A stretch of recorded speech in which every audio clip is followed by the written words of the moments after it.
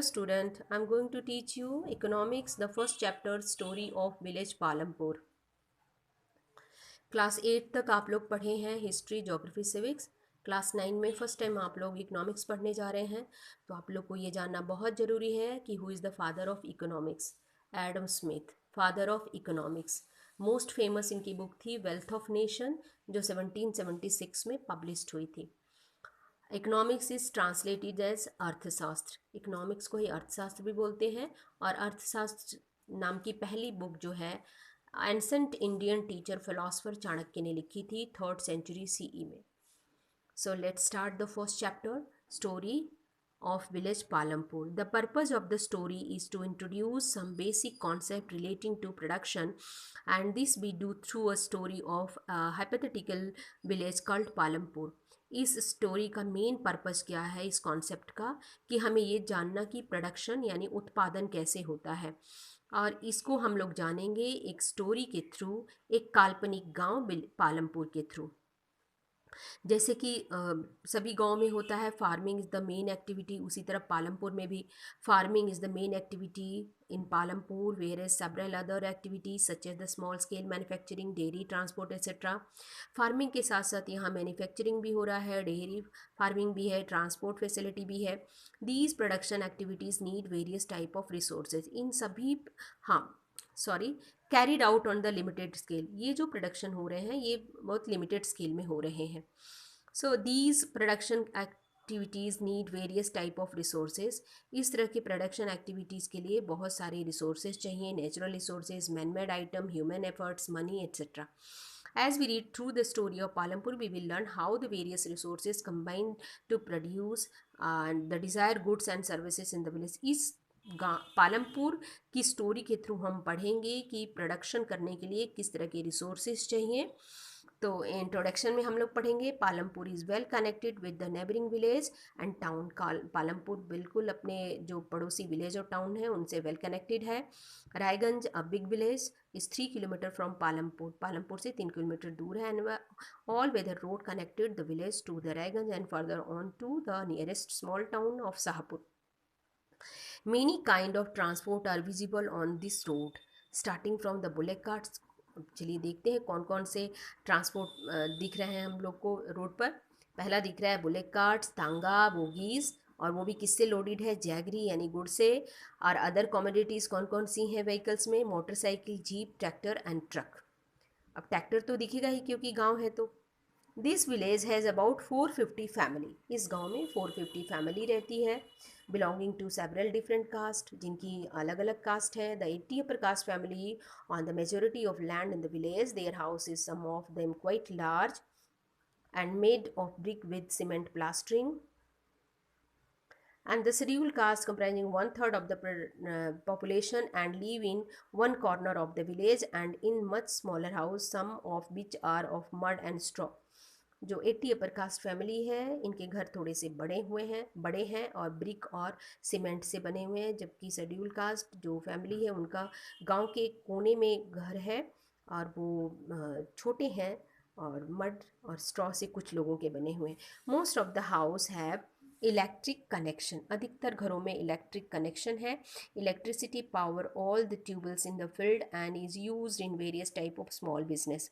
Electricity का use Palampur के लोग अपने खेतों में ट्यूबवेल चलाने के लिए भी कर रहे हैं और छोटे छोटे स्मॉल बिजनेस भी कर रहे हैं. Palampur has 2 primary school, 1 high school. There is a primary health centre run by government. एक प्राइमरी हेल्थ सेंटर है जो कि गवर्नमेंट चला रही है, और 1 प्राइवेट डिस्पेंसरी है where the sick are treated. The description above show that the Palampur has fairly well developed system of road transport, electricity, irrigation, school and health center. इस ऊपर जो भी हम लोगों ने पढ़ा उससे हम लोगों को पता चल रहा है कि पालमपुर एक बहुत ही डेवलप्ड गांव है जहां की सारे सिस्टम बड़े डेवलप्ड हैं, चाहे रोड हो, transport, electricity, irrigation, school, health, सभी फैसिलिटी है पालमपुर में. The story of Palampur an imaginary village. Palampur एक काल्पनिक गाँव है. We will take us through the different type of production activity in the village. इस गांव के थ्रू हमें पता चलेगा कि गांव में कितने तरह की प्रोडक्शन एक्टिविटी होती है। वैसे प्रोडक्शन एक्टिविटी दो ही तरह की होती है, farming and non farming activity. In village across India, पूरे इंडिया के गाँव में farming is the main production activity. The other production activities refer to as an non farming activity. Include small manufacturing, transport, shopkeeping etcetera, ये सब non farming में आती हैं। तो we shall take a look at both these type of activities after learning a few general things about production। हम इन दोनों तरह की एक्टिविटी के बारे में पढ़ेंगे इस चैप्टर में, farming and non farming activity. तो student note down the question, what is the main economic activity in the village of Palampur. Palampur गांव की मेन इकोनॉमिक एक्टिविटी क्या है? फार्मिंग है। Second question, name the various forms of transport visible on the road from Palampur to Shahpur।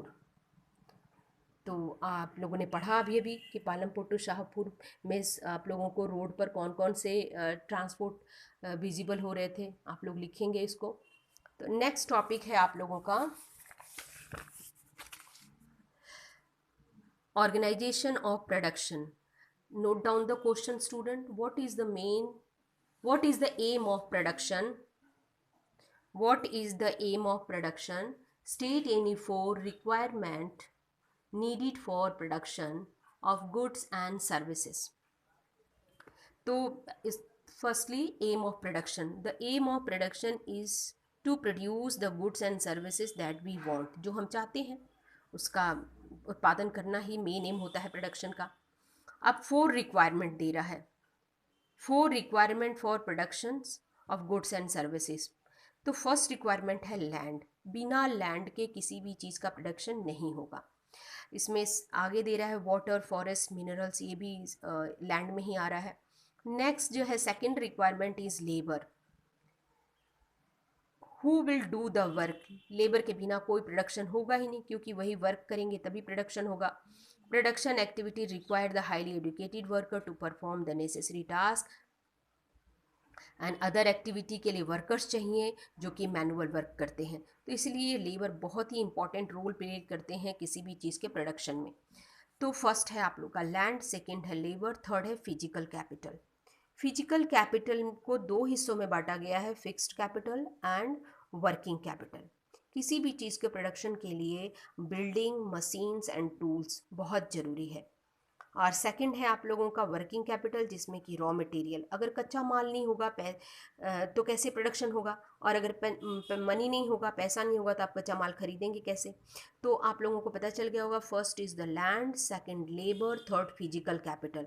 Physical capital को 2 हिस्सों में बांटा गया है, fixed capital and working capital. और fourth requirement, there is a fourth requirement too, जिसमें आता है will need knowledge and enterprise. अब ये नॉलेज तो इंसान में ही होगा ना, तो इसीलिए ह्यूमन कैपिटल इंपॉर्टेंट है। फोर्थ रिक्वायरमेंट ह्यूमन कैपिटल है। Every production is organise by combined land, labour, physical capital and human capital. कोई भी जो प्रोडक्शन होता है इसमें ये चारों जो रिक्वायरमेंट है प्रोडक्शन के, land, labour, physical capital and human capital के थ्रू ही होता है। इसमें से किसी एक को भी अगर निकाल दिया जाए तो प्रोडक्शन नहीं होगा। तो इसीलिए इन चारों को मिला करके which are known as the factors of production. तो आप लोगों को पता चल गया होगा कि फैक्टर्स ऑफ प्रोडक्शन कौन कौन से हैं। तो land, labour, physical capital and human capital, ये चारों ही मिला करके फैक्टर्स ऑफ प्रोडक्शन होते हैं, और इन चारों के बिना कोई भी प्रोडक्शन नहीं हो सकता है। तो स्टूडेंट आई होप कि सारे कॉन्सेप्ट क्लियर हो गए होंगे यहाँ तक। Thank you student.